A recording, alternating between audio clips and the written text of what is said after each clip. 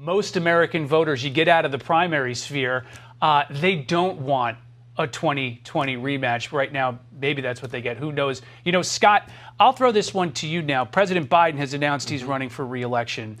The New York Times calls it Biden's quiet re-election strategy. Do you think his 2024 campaign is going to look like his 2020 campaign? Well, his 2024 campaign has got to be different because we were in the middle of COVID and he was socked away in a room somewhere. I'll concede that. But now he's older and he's got to have the vigor and the energy to get out there and campaign and touch the voters. I think he does. He's got a lot of legislative accomplishments to run on. The Democrats, while many don't want him to run again, I call it ageism or you can call it age discrimination, but he's got a record to run on. And I think that they're going to get behind him because they want to see a Democrat in the White House. He's been a pretty effective president, and he's beat Trump before, and there are not enough Trump voters and Democratic voters to put Trump in the White House again. The Republicans have a big problem on who their actual nominee is going to be. Well, Scott, let me get to this too. The New York Times has pointed out that President Biden has held fewer press conferences and press events than anybody since Reagan.